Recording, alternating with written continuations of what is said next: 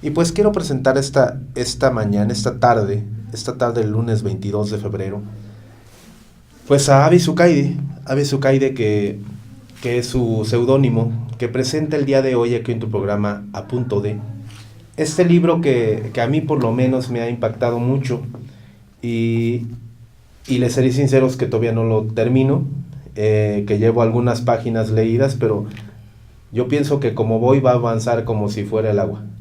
Este es un libro que se llama Chevagrama.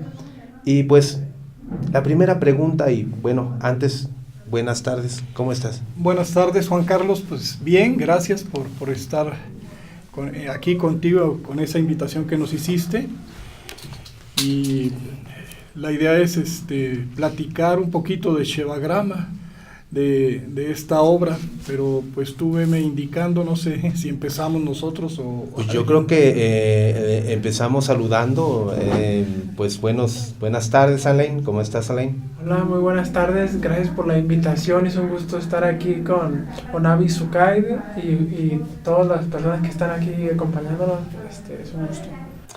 El gusto también es nuestro, Alain, eres una persona que también, pues va uno aprendiendo, toda la gente vamos aprendiendo y vamos tomando cada parte de sapiencia de cada una de las personas. Y también en esta mesa está nuestro amigo Gustavo, cronista municipal del Marqués.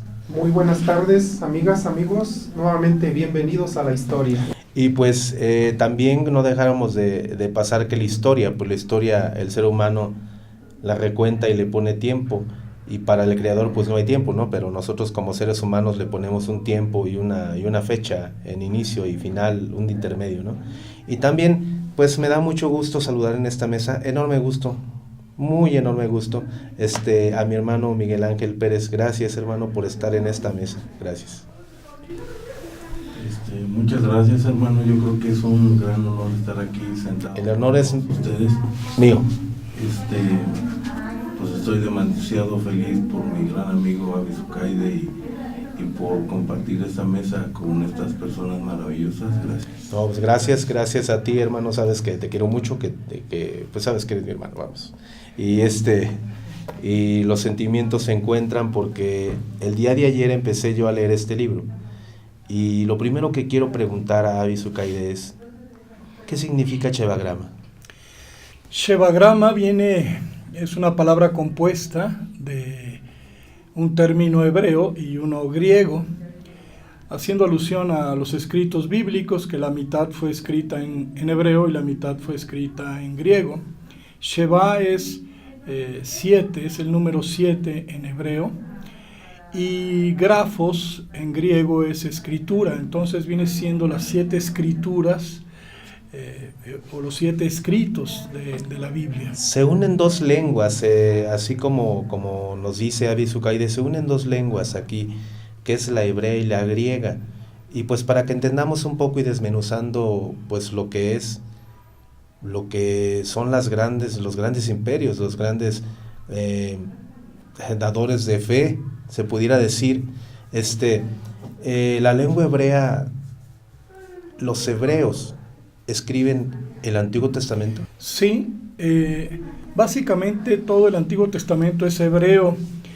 Hay algunas partes en arameo, pero pues son lenguas hermanas. De hecho, los filólogos dicen que el hebreo deriva del arameo como un tronco común. Y es muy interesante porque la revelación que se le dio a los hebreos, a los israelitas, como un solo pueblo, un pueblo especial, santificado por sus signos, se da con la lengua propia de ellos.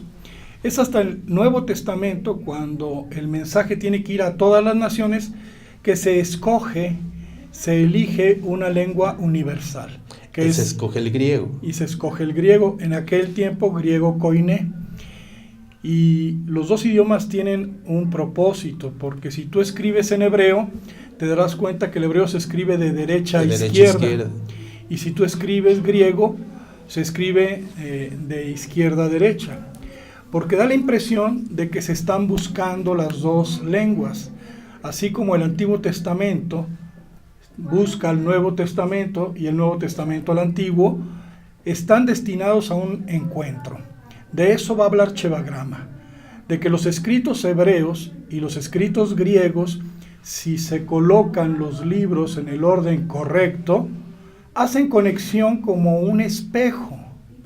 Las divisiones de la Biblia hebraica del Antiguo Testamento, que los judíos denominan Tanaj, tiene 3 divisiones. Que allí existe la Torah, ¿no? Exacto, porque Tanaj es la abreviación de Torah, Nevi'im, Ketuvim, ley, profetas. Que sería el Pentateuco, el inicio del Pentateuco. La Torah es lo que conocemos como Pentateuco. En el lado cristiano. Sí, los Nevi'im son los profetas, son 21 libros de profetas, y los Ketuvim son 13 libros de hagiógrafos o llamados escritos. Esas 3 divisiones del Antiguo Testamento tienen que conectar con las 3 divisiones del Nuevo Testamento, que son históricos, epístolas y apocalipsis. Si tú ves un candelabro de 7 brazos, te vas a dar cuenta que hay 3 brazos de un lado que conectan con los otros 3 brazos del otro lado, como en un espejo. Pudiéramos hablar yo recuerdo del candelabro que dictó Dios hacia Moisés. Sí, así es la menorá, es el candelabro de 7 brazos. Incluso la escritura dice: haz este candelabro de acuerdo al modelo que te enseñé allá en el monte. Entonces ese candelabro representa cosas muy profundas. Dios está mandando a hacer un candelabro de acuerdo a un modelo que le enseñó a Moisés. Para nosotros, la gente occidental, la gente latinoamericana, venimos de una ápice, de una mezcla de muchas culturas, de muchísimas culturas. La gente, se podría decir, como a veces yo digo de manera de broma, común y silvestre, la gente común y silvestre como todos nosotros, ¿qué podemos encontrar en Shevagrama? Shevagrama es una revelación que yo considero es revelación, porque no creo que de manera personal, investigando, se hubieran llegado a estos hallazgos. Hay la idea de que hemos sido dirigidos. Shevagrama viene a juntar los 2 testamentos porque tienen 2000 años separados. El mensaje crístico no puede aparecer si no se juntan las 2 mitades del mapa del tesoro. ¿Cristo sería el culmen?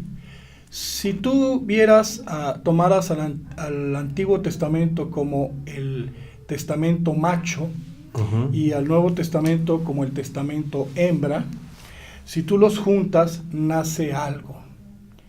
Y como estamos hablando de unir la palabra de Dios profética con los cumplimientos de Dios anunciados, lo que van a hacer es precisamente el Hijo de Dios.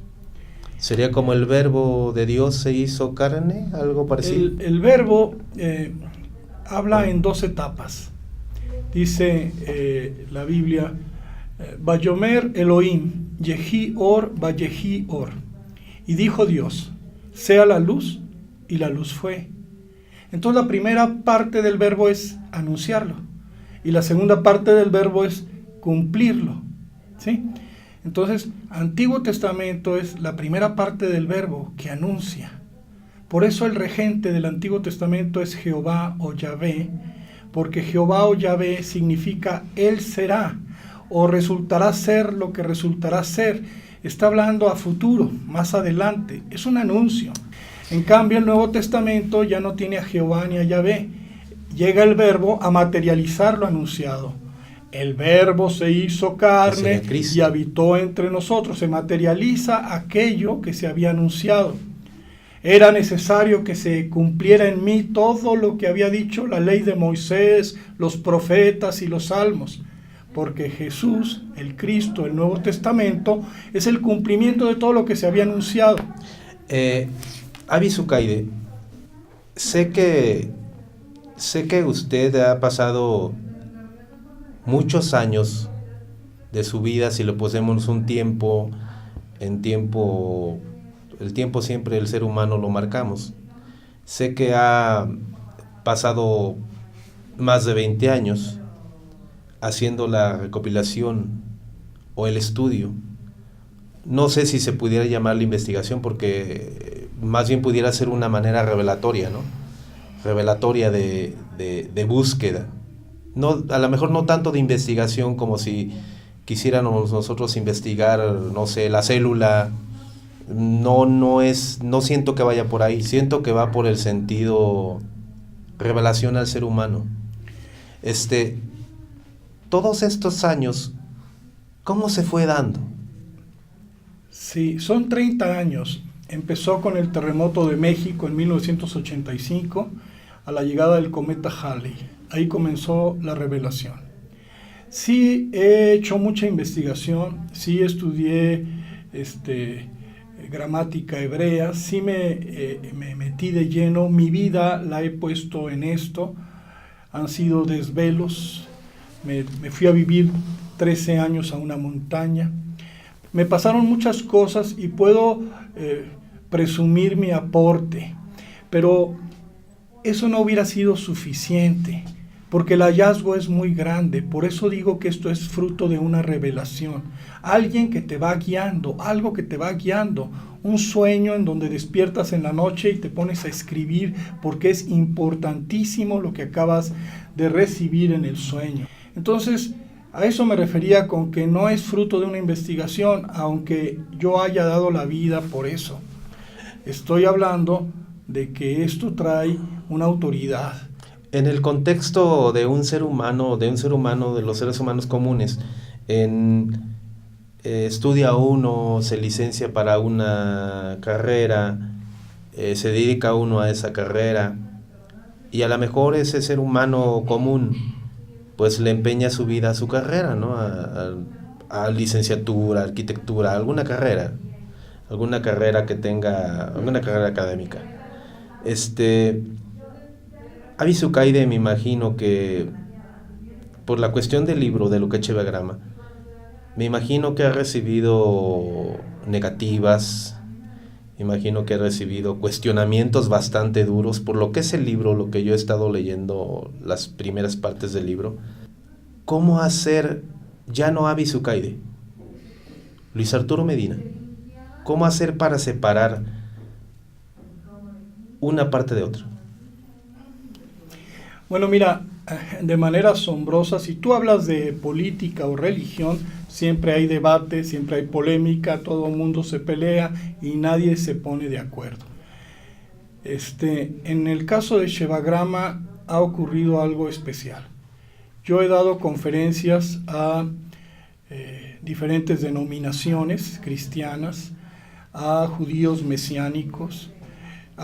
Esto lo ha escuchado gente del clero católico, y la verdad es que en las exposiciones he encontrado que todos enmudecen.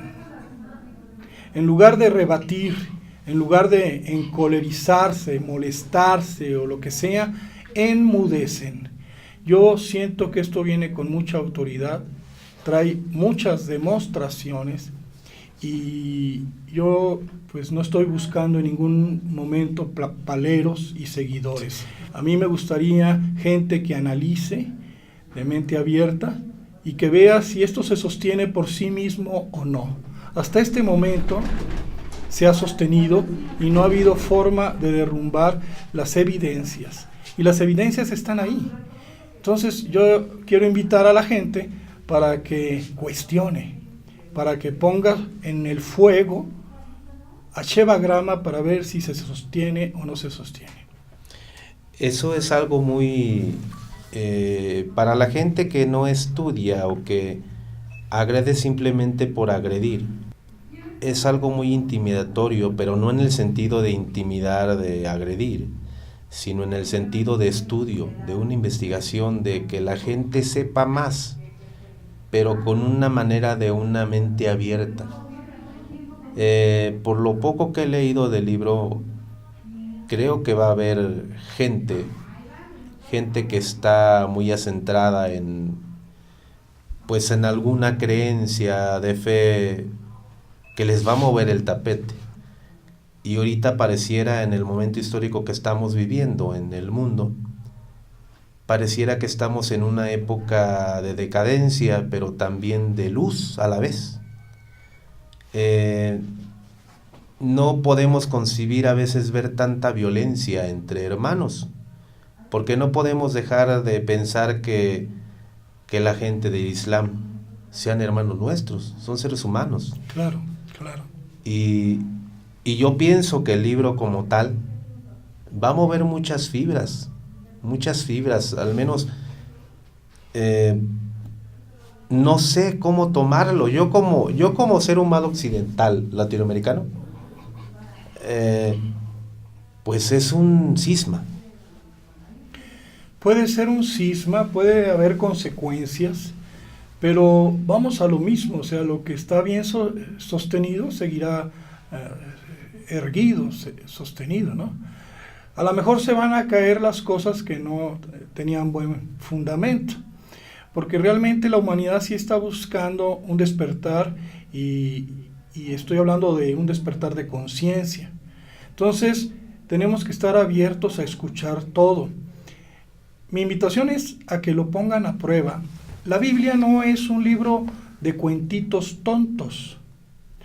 La Biblia es un libro de metáforas y símbolos muy profundo, que yo me atrevo a decir que la Biblia es un libro de ecuaciones del espíritu, donde se alojan respuestas existenciales que nos darían paz a todos los hombres si llegáramos a ellas. El problema es que tiene esa superficie del texto literal que requiere una interpretación. Avi Zucaide, como ser humano, Avi Zucaide cree que con Shevagrama puedan llegar algunos seres humanos a encontrarse con su yo interior, que es su parte de Dios, sin llegar a conflictos con el hermano. Es estudiar la Biblia. El propósito lícito es entender la vida. Yo estudio la Biblia porque quiero entender mi vida, porque mi vida es misteriosa y no comprendo muchas cosas. Si no entro al estudio de la Biblia con ese resorte, con esa motivación, todo es vanidad. Porque si yo estudio la Biblia para aprender versos y darle coscorrones a los demás, o para obtener una posición, o para tener dinero, o sentirme del pueblo santo, es vanidad. La Biblia tiene respuestas, y un buscador de respuestas puede meterse ahí y encontrarlas. No se trata de aprenderse la historia hebrea ni cristiana. Eso nos puede servir para aprender mi propia historia. No quiero aprenderme las profecías bíblicas, que se cumplieron o no. Se trata de entender mis propias profecías, tus propias profecías y nuestros propios cumplimientos. Porque la Biblia es un libro de espejitos donde nos podemos mirar en cada una de sus páginas. En todo momento está hablando de nosotros y está respondiendo cuestionamientos nuestros.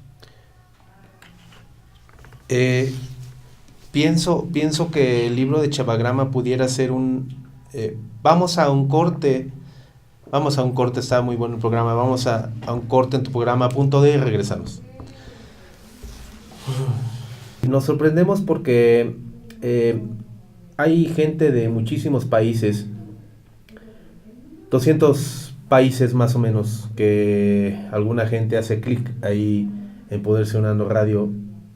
Algo les llamó la atención y por ahí hicieron clic a nuestra página y escuchan por ahí pues el programa y los programas que tenemos en esta barra de Poder Ciudadano Radio. Y bueno, pues en esta mesa también, como les comentaba, está nuestro amigo cronista municipal del Marqués, Gustavo Pérez. ¿Qué tal, Así Gustavo? es, amigos. Pues realmente estoy muy admirado y me gustaría pronunciar dos dichos muy mexicanos que dicen: ¿cómo Dios pone las cosas? O sea, cómo vamos relacionando en este programa comentarios que de alguna manera todos tenemos algo muchísimo en común. El segundo dicho es: Dios los cría y ellos se juntan precisamente por lo mismo, en base a que es el comprobatorio de todo lo que hemos explicado y comunicado con ustedes, amigos radioescuchas, en lo largo de los 2 últimos programas que he tenido el gusto de estar con ustedes. Entonces, para nosotros es muy importante la presencia de San Pedro. De hecho, eclesiásticamente, dentro de la fe católica, para nosotros es San Pedro y San Pablo de la Cañada. Entonces, vaya esta fecha tan importante que nos menciona Juan Carlos, de los documentos tan importantes que hizo este santo, y que de alguna manera también nos acercamos hacia lo que es la Semana Santa, y de esa forma nos vamos ambientando con todo lo que es la cultura judía que comentábamos en este momento, y queríamos preguntar a nuestros amigos si saben algo de Samaria, que por ahí hay un pasaje muy importante de la Samaritana, y además también de la cuestión de que se habla de que Cristo hablaba en el idioma arameo. ¿Será verdad? Bueno, Gustavo, sí. El arameo era probablemente la lengua en que hablaba Jesús, pero sí es importante hacer una aclaración. Los judíos mesiánicos alegan eso, dicen el idioma de Jesús era arameo o hebreo y arameo. Entonces el Nuevo Testamento original debió haberse escrito primeramente en hebreo o en arameo, que los caracteres son los mismos. ¿Y cómo es posible que haya llegado a nosotros solamente en griego? Por eso los judíos mesiánicos intentan poner algunos términos hebreos en el Nuevo Testamento, aunque no haya un solo manuscrito que lo justifique. Como si la historia que ocurrió entre los hebreos la hubiera escrito alguien de lengua griega, o como si el propósito de Dios fuera, como vamos a mundializar ahora el mensaje, que se haga en el idioma universal. No existe ni un solo manuscrito en hebreo ni en arameo del Nuevo Testamento, solamente hay casi 10,000 manuscritos en griego del Nuevo Testamento. Eso es muy interesante, pero sí, probablemente la lengua de Jesús era el hebreo o el arameo, porque eso que decías, por ejemplo, de Samaria era el lugar donde estaban las demás tribus de Israel, porque en Judea estaban las tribus de Judá, los levitas, que eran los sacerdotes, y la tribu de Benjamín. Las demás tribus estaban en Samaria. Como ya habían sido llevadas en cautiverio muchos años atrás, antes de Cristo, había solamente remanentes y se habían mezclado con otros pueblos. Los judíos despreciaban a los samaritanos en alguna manera. Ese pasaje de la samaritana donde Jesús se topa con ella es muy interesante. Yo decía que la Biblia es un libro de ecuaciones y de símbolos. Dice, era la hora sexta cuando Jesús llegó a Quebar, la heredad que Jacob le dio a José, y se encontró con una samaritana. Todo eso significa algo. ¿Por qué era la hora sexta? Porque era la heredad que Jacob le dio a José. Y cuando se topa con la samaritana le dice, 5 maridos has tenido y el que ahora tienes no es tu marido, es decir, otros 6. Era la hora sexta y lleva 5 maridos y uno más, lleva 6. Es como decir, acaba de llegar el 7. Llegó Cristo después de la hora sexta y yo soy tu verdadero marido, mujer samaritana, porque los 5 y el que tienes los 6 no eran tu verdadero marido. Es como si Cristo le hablara a la humanidad. Llegó el tiempo de que ahora sí tengan la verdadera luz, el verdadero ungimiento. Es lleno de significado. La última frase de Jesús es muy actual, porque dice la samaritana, ¿dónde debemos orar? ¿En el monte, como dicen los samaritanos, o en el templo, como dicen los judíos? Y dice Jesús, el tiempo llega y el tiempo es en que los verdaderos adoradores adorarán en espíritu y en verdad. Te lo platicaría hoy con otras palabras. ¿Quién tiene razón, los judíos o los cristianos? Y entonces el Cristo actual nos diría, ni los judíos ni los cristianos, el verdadero adorador que quiere el Padre son los que adoran en espíritu y en verdad, porque probablemente ya llegó el tiempo de la religión personal, del compromiso individual, de la experiencia mística interna. Y en eso creo yo un poco. O sea, esta aclaración que nos haces al último comprueba que hay un templo interior en cada uno de nosotros. No hay un templo exterior de ninguna manera. Cuando Dios le ordena a Moisés que construya el tabernáculo, que luego es el templo, dice, porque yo moraré ahí y ahí estará, ahí daré testimonio de mí. Entonces, yo quiero que me digas qué pared da testimonio de Dios, qué cortina da testimonio de Dios. Está hablando de un templo, no de piedra, no de cortinas, uno diferente. Yo podría decir que la Biblia es un templo, porque ahí está Dios dando testimonio de sí. Sí, pero es un signo más que nos va a llevar a donde la misma Escritura dice, ya no grabaré mi ley en tablas de piedra, la grabaré en vuestros corazones. Esto de afuera, templos, construcciones, esto de afuera, la Biblia y sus libros y escritos, son solamente reminiscencias, son señalamientos para que apuntemos hacia adentro, porque dentro de ti está la imagen y semejanza de Dios, dentro de ti está el que habla, y tú eres el templo si quieres serlo, y yo si quiero serlo. El libro Chivagrama parece, bueno, me nace una parte que luego he escuchado que mucha gente la utiliza en la religión cuando alguien habla y no se le escucha, como la voz que clama en el desierto.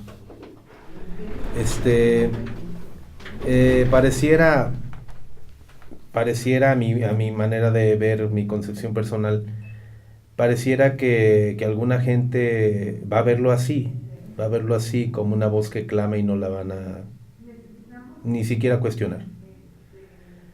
Y puede haber gente que se adentre, que es lo que creo que necesitamos, que se adentre, que investigue, que abra paradigmas, que se encuentre con su ser humano, que encuentre en el libro de Chivagrama una manera de investigar, de cuestionar, de seguir. Es lo que yo creo, no sé. Pues ojalá sí. No es tanto por promover el libro ni defender el libro, pero el hombre que se hace preguntas corre el riesgo de encontrarse con las respuestas. En la naturaleza, en tu sueño nocturno, visión propia, o en un libro.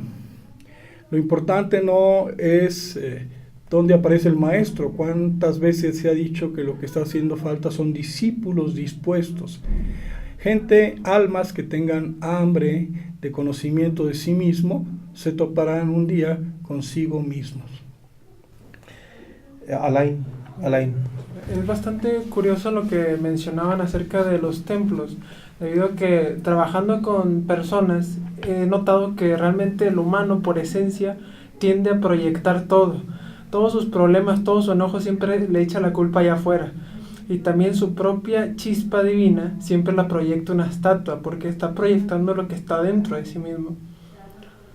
Entonces de alguna manera resuena muy bien con lo que he visto en las personas, que hay una tendencia de buscar allá afuera y buscar perdidamente sin encontrar o un hogar cuando está esperando ahí dentro de uno mismo. Es el drama del hombre, ¿no? Qué terrible es estar sin uno mismo y seguir buscando afuera. Si estoy buscándome a mi yo esencial, ¿qué diablos estoy haciendo afuera? Mi yo íntimo debe estar muy cerca de mí, dentro de mí, parte de mí. ¿Y por qué siempre tiendo a buscar respuestas afuera? Nos hemos extasiado, confundido demasiado con el espejo. Se nos olvidó el sujeto. Estamos buscando el espejo. ¿Cómo nos vemos? ¿Cómo me recibe la gente? ¿Puedo obtener reconocimiento de los demás? Y se nos olvidó el reconocimiento de mí mismo. Me nace lo que dice Alain y lo que dice Avi Zucaide, el comentar que el buscarnos, el encontrarnos, pareciera que citando una parte de Santa Teresa de Lisieux, que en la nada es todo, me vacío de todos mis conceptos que tengo y me abro mi conciencia, abro mi manera de saber, abro mi conocimiento, dejo a un lado lo que ha sido ya dado en mí, me abro y en la nada encuentro todo. Pudiera ser, no sé. Dios es paradójico y el universo es metafórico. Entonces, te dice, el que gane su vida la perderá, y el que la pierda por mi causa la ganará. Perdonando es como eres perdonado, juzgando es como eres juzgado. Dios es metafórico, pero también es paradójico, porque pareciera que estamos en una realidad bizarra, y no es esta la verdadera vida, ni es esta la verdadera realidad. Estamos en confusión y necesitamos luz, necesitamos despertar, porque hasta este momento nuestra tierra, nuestra historia, la humanidad, parece un gran dormitorio. Pero creo que estamos en tiempos de salto cuántico, estamos en tiempos de que muera la humanidad vieja para que dé paso a una humanidad nueva. Bueno, pues no queda más que reflexión por la cuestión de el programa de radio es de 1 hora. Quisiera uno estar muchísimo más tiempo aquí analizando lo que es el libro Shivagram y también lo que es el ser humano mismo, porque va uno conociéndose, pero también conociendo al otro, porque conociendo al otro también me conozco yo, porque no somos seres unicelulares, no somos seres que seamos autosustentables, necesitamos del otro, siempre debemos de necesitar del otro y el otro necesitar de uno. No podemos ser una persona que tenga todo, o puedes, inclusive a lo mejor de manera material, tenerlo todo y no necesitar nada. Pareciera algo paradójico, ¿no? Pero pareciera como el que dice, es tan pobre que lo único que tiene es dinero. ¿No? Seguimos buscando y seguimos en la búsqueda. ¿Cómo es placentero? Una pregunta, ¿cómo es placentero para Avi Zucaide hacer su búsqueda? De Luis Arturo Medina. Mira, la frustración descorazona a quien sea. Pero si tú buscas y encuentras algo, aunque sea un poquito, te entusiasma, viene la motivación y el motor que te dice debemos continuar, debe haber algo más adelante. Puede ser más clarificador el horizonte si subo aquella pendiente. El caminar hacia adelante es descubrir un universo nuevo, una historia diferente. Dice Jesús, el que mira atrás del arado no es digno de mí, porque no se trata de ir viendo qué es lo que hemos recorrido, sino qué hay por delante. ¿Dónde encontraré la respuesta a esta angustia existencial que me atormenta? Son muchas. ¿Por qué existe la injusticia? ¿Por qué existe el sufrimiento? ¿Realmente nos morimos cuando el cuerpo fenece, los gusanos se comerán lo que yo soy, o hay algo más, se trata de trascender de otra forma. Infinidad de preguntas: ¿dónde vengo? ¿De qué se trata esto? ¿Cuál es el propósito de mi vida, mi misión? Entonces, se vale preguntar y se vale caminar. Y si agarraste el camino equivocado, bienvenido también, porque sirve para darse cuenta que no era por ese lugar. Toda experiencia es positiva. Y si queremos seguir dormidos, pues se vale también seguir dormidos. Cada quien trae un reloj diferente, un tiempo distinto, y cada quien despertará en el momento que tiene que despertar. Al final, todo Israel será salvo, dice la Escritura, como una figura de que todos, por nuestra chispa divina, tenemos destinados un final feliz. Bien, pues, ¿qué opina Alain, Gustavo?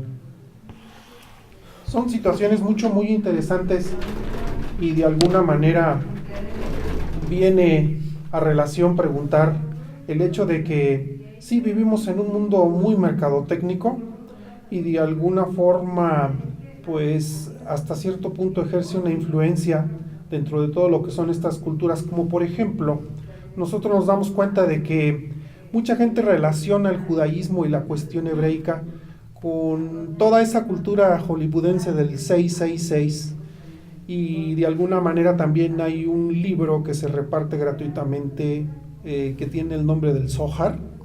Sí. Entonces a veces tenemos muchas dudas al respecto. Yo quisiera preguntarle a nuestros invitados qué opinan acerca de toda esa situación.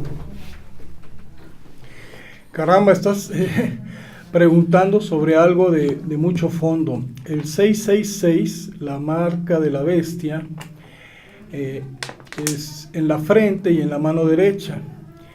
Pero también Dios escogió la frente y la mano derecha para poner su marca. Porque cuando salen de Egipto los israelitas, dice: esto será por memorial en tu frente y por obra en tu mano, para que lo sigas repitiendo, la Pascua. Entonces, tanto la bestia como Dios eligieron la frente de los hombres y la mano de los hombres para poner su sello. Algunos prefieren tener el sello de la bestia y otros prefieren tener el sello de Dios. ¿Cuál sería la diferencia?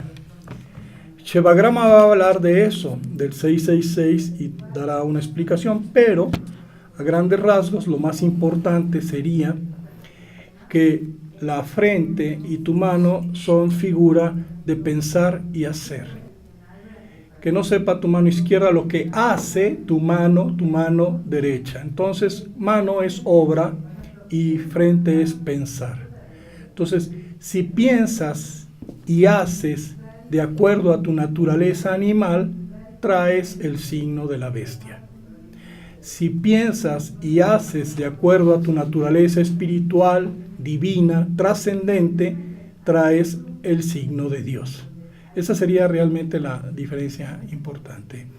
Y sí es cierto que la Biblia, no tanto el pueblo hebreo, sino la Biblia ha sido tema de Hollywood para películas, porque vende, porque da ganancias, porque funciona. Y es cierto la mercadotecnia y el consumismo que dices. Ojalá esta humanidad nueva aprenda otro tipo de valores. Para mí, la guerra de Armagedón no es una guerra mundial, sino una guerra de valores, donde los valores que la humanidad tiene actualmente de competencia, de pisarse unos a otros, de comprar y vender, se tienen que enfrentar a los nuevos valores que están llegando, de una humanidad más trascendente. Ese va a ser el verdadero Armagedón. A ver cuál de los dos tipos de valoración triunfa, ¿verdad? Bueno, pues la hora se va rapidísimo, Alain. Si gustas decir un comentario de 1 minuto. No, pues lo que menciona acerca del 666, al parecer es, en teoría, técnicamente es materialismo contra el lado espiritual de las cosas, ¿no? Un ego contra un espíritu, ¿no? O sea, Genial, más sintetizado todavía. Bueno, pues no hago más que agradecer en esta mesa a Avi Zucaide, gracias, muchísimas gracias. Quiero agradecer a Poder Ciudadano Radio también. Gracias, tocaya Carla, por estar ahí también en los controles. Gracias, Gustavo. Gracias, Alain. Hermano Miguel Ángel, muchísimas gracias.